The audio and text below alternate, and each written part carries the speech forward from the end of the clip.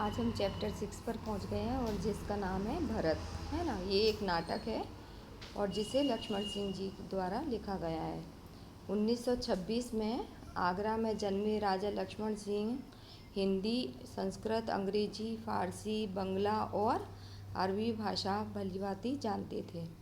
ठीक है, इनकी अनेक पुस्तकों का अंग्रेजी और हिंदी में अनुवाद हुआ है। मतलब इनकी जो बुक्स हैं उनको हिंदी और इंग्लिश में ट्रांसलेट किया है। कालिदास के अभिज्ञान, शाकुंतलम, मेघदूत और रघुवंश के हिंदी अनुवाद पर इन्हें पुरस्कार दिया गया है। कालिदास द्वारा लिखित मूल नाटक अभिज्ञान शाकुंतलम का हिंदी में अनुवाद राजा लक्ष्मण सिंह ने किया था।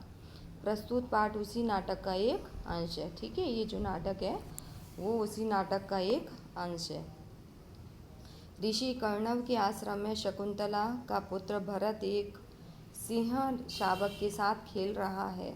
आश्रम में रहने वाली दो तपस्विनियां बालकों को रोकने का प्रयत्न कर रही हैं।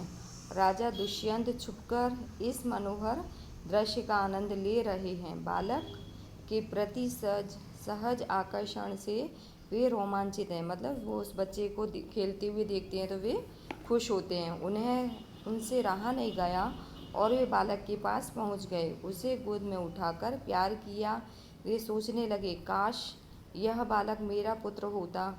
दोनों तपस्विनियों की बातचीत से उन्हें बाद में पता चलता है कि बालक उन्हीं का पुत्र है। यह जानकर वे खुशी से झूम उठे। आगे जो ये पात्र माने इसके कैरेक्टर हैं और ये एक नाटक है जो मैं आपको पढ़ रही हूँ। ठीक है, तो एक बालक सिंह के बच्चे को घसीटते हुए लाता है। ठीक है, और दो तपस्विनियाँ उसे रोकते हुए आती हैं।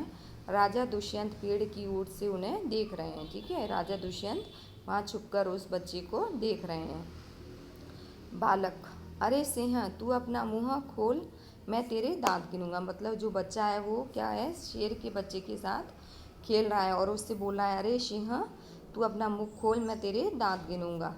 तो वहाँ पर जो दो तपस्विनियाँ थी उनमें से एक बोली, ए हटीले बालक, तू बन के इन पशुओं को क्यों सताता है? हम तो इन पशुओं को बाल बच्चों के समान रखती हैं। तेरा साहस बढ़ता ही जाता है। तेरा नाम तपस्विनियों ने सर्वदमन रखा है, सो ठीक ही है।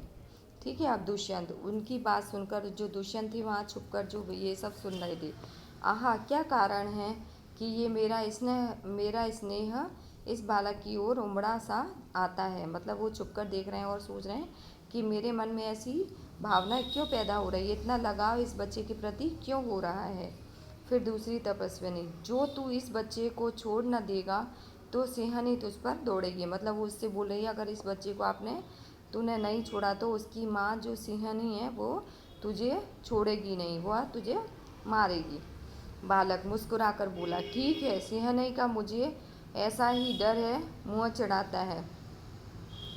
दुष्यंत आश्चर्य से, यह बालक अवश्य किसी तेजस्विनी वीर का पुत्र है जिसका मुख अग्नि के समान दमक रहा है। वे इस चीज़ को मन ही मन सोच रहे थे वहाँ खड़े होकर। ठीक है, फिर आगे है, हे बालक, सिंह के बच्चे को छोड़ दे, मैं तुझे खिलौना दूंगी। हाथ पसार कर पहले खिलौना, उसने बोला, बच्चे ने हाथ पसार कर कि पहले खिलौना तो दे दो, लाओ कहाँ है। फिर वो तपस्वी बोली, दूर से बालक की हथेली को देखकर स्वयं से, आहा इसके हाथ में चक्रवर्तियों के लक्षण हैं, उंगलियों पर कैसा अद्भुत जाल है और हथेली का शोभा प्रातः कमल को भी लज्जित कर रही है। मतलब वो जो दुष्यंत थे वहाँ पर उसके हाथ को देखते हैं तो सोचते हैं कि इसका हाथ कितना सुंदर है, चक्रवर्तियों के बच्चों के समान इसका हाथ और उंगलियाँ अद्भुत दिख रही हैं। ठीक है, फिर हे सखी सुभद्रा, यह बातों से न मानेगा, जा मेरी कुटिया में ऋषि कुमार के खेलने के लिए मिट्टी का मोर रखा है, उसे ले आ। मतलब जब बच्चा खेलता है और वो किसी चीज़ को छोड़ता नहीं है तो हम जब उसे दूसरा लालच देते हैं तो वह उस चीज़ को छोड़ देता है। इसलिए वो पहली जो तपस्विनी है वो अपनी साथ वाली तपस्विनी को बोलती हैं कि जाकर वो मोर ले आ, तो ये सिंह के बच्चे को छोड़ देगा। ठीक है, अब आगे, मैं अभी लिए आती हूँ, उसने बोला मैं उसको ले आती हूँ, तब तक मैं इस सिंह के बच्चे के साथ खेलूँगा। यह कहकर तपस्विनी की ओर देखकर हंसता है। इस सुंदर बालक से खेलने को मेरा मन कैसा ललचाता है, आहा भरकर। धन्य है हे वे मनुष्य जो अपने पुत्रों को गोद में लेकर उनके अंग की धूलि से अपनी गोद मैली करते हैं और पुत्रों के मुख अकारण हंसी से खुलकर उज्ज्वल दांतों की शोभा दिखाते और तुतले वचन बोलते हैं। क्यों क्यों रे ढीठ, तू मेरी बात कान नहीं धरता? इधर उधर देखकर कोई ऋषि कुमार यहाँ है। दुष्यंत को देखकर, हे महात्मा। फिर बाद में जो तपस्विनी थी तो उससे बार बार बच्चे से बोल रही थी कि ये सिंह के बच्चे को छोड़ दो, पर वो मान नहीं रहा था। तो फिर बाद में जब वो इधर उधर देखती है तो उन्हें कोई दिखाई देता है, जो कौन थे, दुष्यंत थे। तो वो तपस्विनी बोली, हे महात्मा, तुम ही आओ और कृपा करके इस बलि बालक के हाथ से सिंह के बच्चे को छुड़ाओ। तो फिर वो दुष्यंत बोले, अच्छा हे ऋषि कुमार, तुमने तपोवन के विरुद्ध यह आचरण क्यों सीखा है जिससे तुम्हारे कुल की लाज आती है? यह तो अच्छी बात नहीं है। बच्चे ने सिंह के बच्चे को छोड़ दिया, मतलब दुष्यंत की बात सुनकर उन्होंने सिंह के बच्चे को छोड़ दिया। यहाँ पर देखो ये दिखाई दे रहा है हमें कि यहाँ पर ये बच्चे ने सिंह के बच्चे को बाद में छोड़ दिया है। दूसरी तपस्विनी, हे बड़भागी, यही ऋषि कुमार नहीं है। दुष्यंत, सत्य है, उसके काम ही ऐसे साहस के हैं। यह ऋषि कुमार नहीं जान पड़ता, परंतु मैंने तपोवन में वास देख इसे ऋषि पुत्र जाना था। मतलब वो दुष्यंत थे, उन्होंने बोला उससे कि मुझे ऐसा प्रतीत हो रहा था कि ये ऋषि पुत्र है। बच्चे की हथेली को अपने हाथ में लेकर स्वयं से, आहा, जब इसका हाथ छूने से मुझे इतना सुख हुआ है तो जिस बड़ भागी का यह बेटा है उसे कितना हर्ष होता होगा। दूसरी तपस्विनी, दोनों की ओर देखकर, बड़े अचंभे की बात है। दुष्यंत ने, फिर दुष्यंत, तुम्हें क्यों अचंभा हुआ? तो फिर दूसरी तपस्विनी बोली, इसलिए हुआ कि इस बालक की ओर तुम्हारी सूरत बहुत मिलती है और तुम्हें जाने बिना भी इसने तुम्हारी बात मान ली।